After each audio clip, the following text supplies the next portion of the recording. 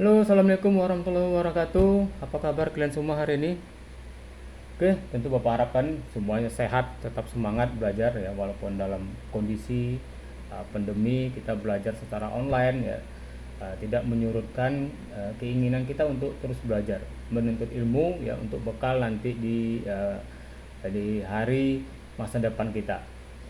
Oke, hari ini kita belajar tentang perbankan.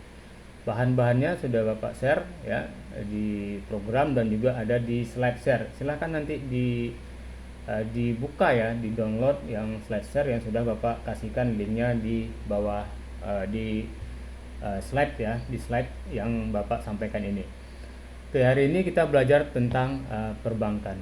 Mungkin ada yang tahu apa itu fungsi perbankan? Mungkin anak Bapak atau teman-teman semua sudah ada pernah mendengar atau membaca fungsi perbankan itu apa? Oke, baik ya. Perbankan itu fungsinya sebagai intermediasi. Nah, intermediasi itu kan lembaga yang menjembatani ya antara pemilik dana ya, itu orang yang kelebihan dana dia ingin menabung. Nah, dengan orang yang membutuhkan dana. Nah, orang yang membutuhkan dana ini biasanya buat keperluan, ya, bisa membuat modal kerja, bisa buat investasi, ya, bisa juga buat konsumsi. Nah, kedua masyarakat ini ya, atau kedua golongan masyarakat itu tidak saling mengenal. Ya, pemilik dana tentu tidak mengenal ya, siapa yang membutuhkan dana. Begitu juga sebaliknya. Itulah fungsi dari perbankan. Dia menjembatani antara pemilik dana dengan orang yang membutuhkan dana. Nah, kepada pihak yang mempunyai dana, tentu bank akan melakukan pendekatan marketing.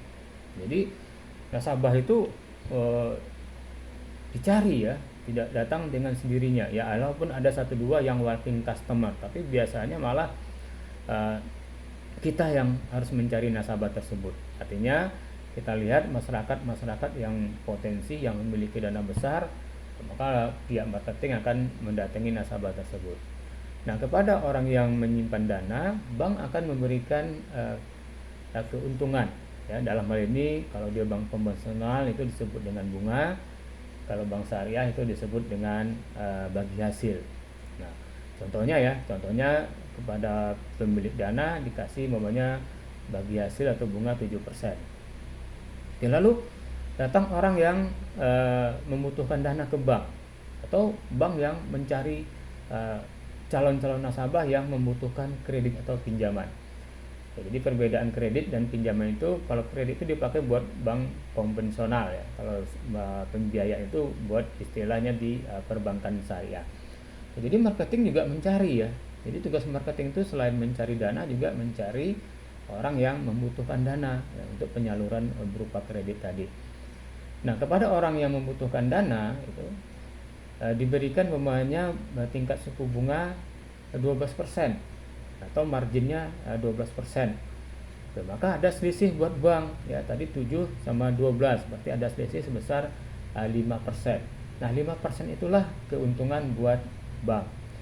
Nah, untuk apa keuntungan tadi? Ya tentu buat bank itu berkembang ya. Bank itu kan juga mengeluarkan biaya. Ya, dia mengeluarkan biaya, contohnya biaya operasional ya, biaya pengembangan ya, biaya gaji dan sebagainya.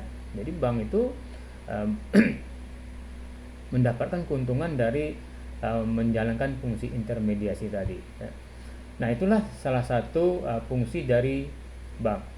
Mungkin di sini ada pertanyaan sebelum Bapak lanjut ya ke pembahasan yang berikutnya, karena waktunya nanti cukup singkat ya. Maka kita nanti silakan kalau ada yang langsung mengajukan, ya, ada yang mau ditanyakan silakan, jangan menunggu umpamanya sampai perkuliahan berakhir. Oke, cukup kalau tidak ada pertanyaan. Cukup hari ini kita belajar tentang perbankan. Minggu depan kita akan selalu belajar kembali ya. Bapak selalu ingin memberikan pengalaman-pengalaman yang pernah Bapak lalui ya. Jadi sebagai seorang profesional yang lebih 18 tahun bekerja, Bapak ingin memberikan ilmu dan praktis ya tersebut kepada kalian semua. Mudah-mudahan ilmunya itu akan menjadi berguna dan bermanfaat bagi kalian semua. Cukup, wabillahi taufik hidayah. Assalamualaikum warahmatullahi wabarakatuh.